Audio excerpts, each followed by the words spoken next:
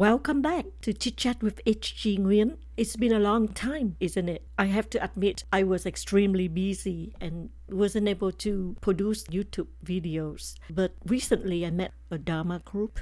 They asked me a question that stunned me and triggered me to produce this video. The question was, why I am a Buddhist?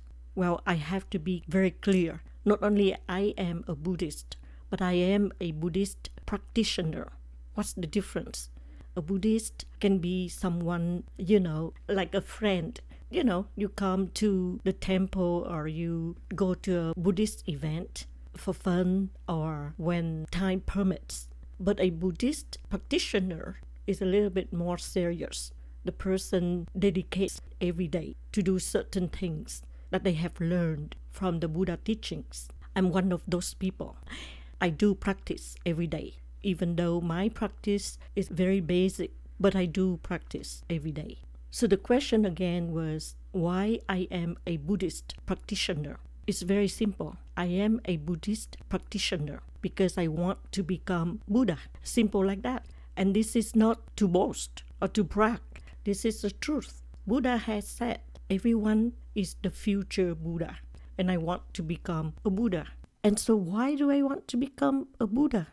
I want to become a Buddha because I want to be able to be happy all the time, be in control of my mind, not being distracted by the outside causes, because I want to have inner happiness, meaning whatever happens outside of my body cannot affect my feelings, and being able to navigate happily on this earth. That is why I want to become a Buddha. Is it too ambitious?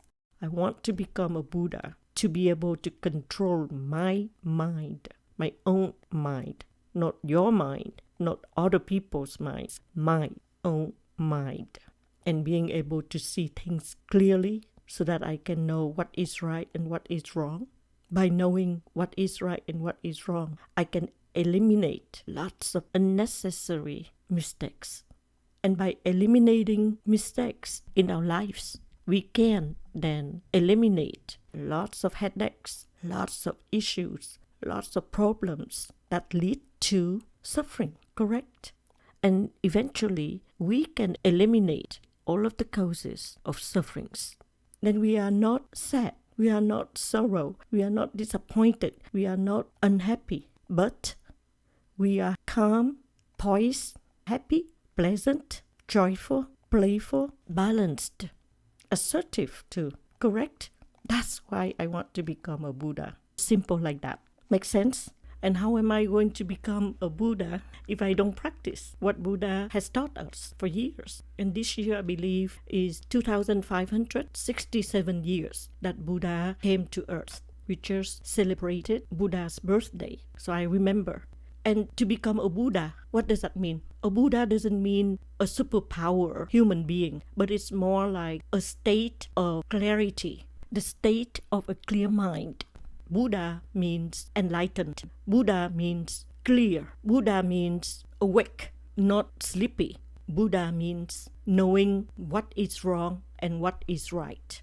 Because your mind is clear, your mind is awakened and not sleepy. When you are awakened, you can see things clearer than if you are sleepy, correct?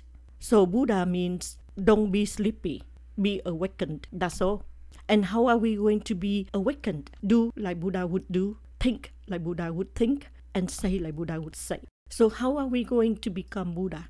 Well, there are so many ways that you have learned from your Dharma teachers.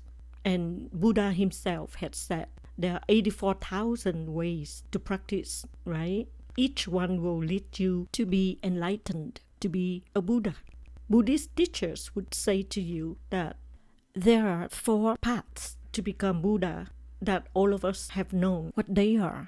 So the first path that we were told that is easy to practice, that is compassion, loving kindness, because by nature, human beings have that quality within themselves, which is love, compassion, loving kindness. If you master that in this lifetime, you can be assured that when you leave this human body, that you can reach up there.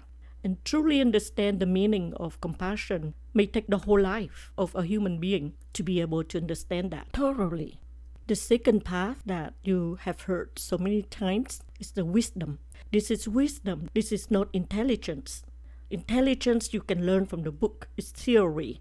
But wisdom is theory plus experience plus reality, right? That is wisdom. You talk with substance. You don't just say it because you read it somewhere. Some people told you that, and you think you can convince other people. No, it has to come with your own experience. And once we have cultivated wisdom, the third path would be understanding emptiness. And finally, you must understand the cause and effect, which is also called karma. And I think the basis or the foundation of Buddhism is karma. People talk about karma freely, but when you practice karma, you can improve yourself a lot in dealing with all kinds of situations. When you really practice karma, you really understand the meaning of karma, your life improves tremendously. It's like taming your mind.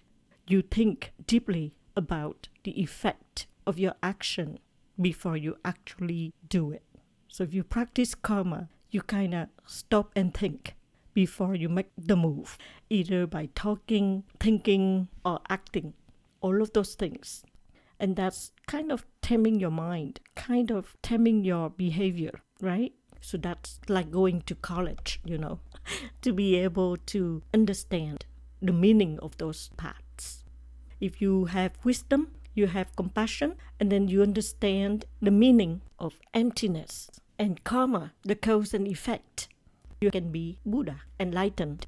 But for my simple mind, all I know is if I want to become Buddha, I just need to do like Buddha would do, think like Buddha would think, and say like Buddha would say. That means in each situation that we have to face with, and we a little bit confused, don't know what to do, what to say, what to think, then try to meditate and see if Buddha was in my situation, what would he do? What would he think? What would he say? That means to me, do like Buddha would do, think like Buddha would think, and say like Buddha would say.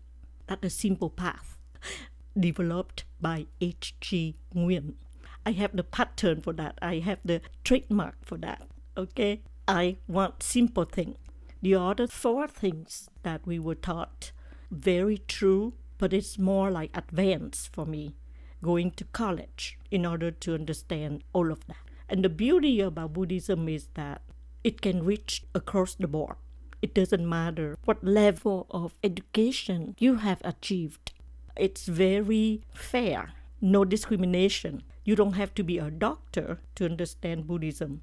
You don't have to be a scientist to understand Buddhism.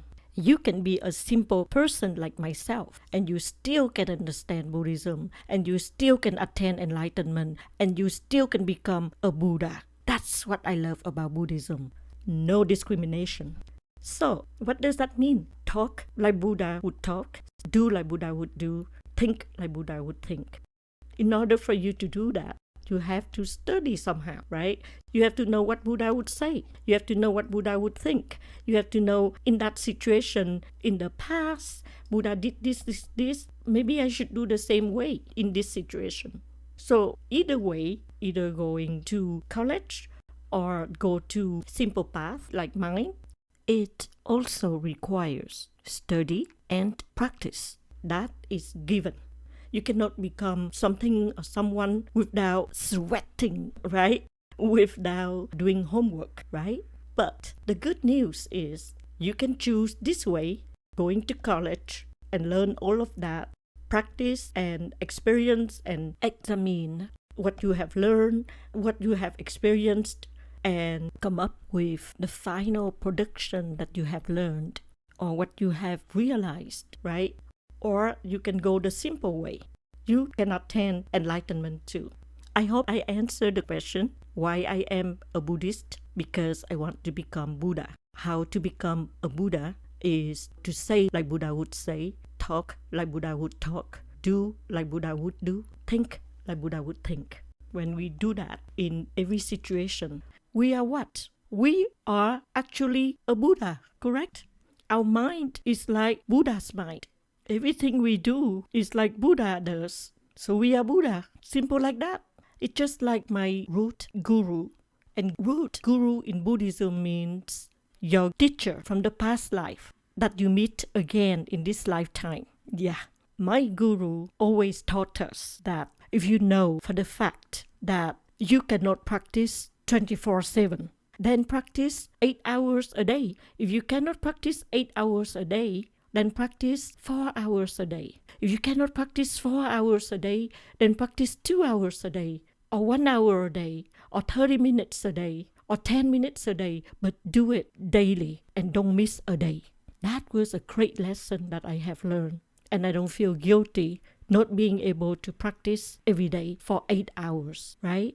We have to take care of our families. We have to go to work. We have to, and that's great. You know why? Because once you do 10 minutes a day, you think after a week you will continue to do 10 minutes a day? No, you will increase. It's simple. You get a hint of it. So eventually you increase the practicing time without knowing you are doing it. That's genius, isn't it? That's why I love to talk to my guru. Always learn new ways of doing things. And it makes sense to me. Practicing Buddhism can be fun and not boring. Trust me on that. So, with that, I wish you all a Buddha in one day, if not in half a day, if not in 1 hour, in half an hour, or in 10 minutes. But be a Buddha. I can do it, so can you. Until next time. See ya.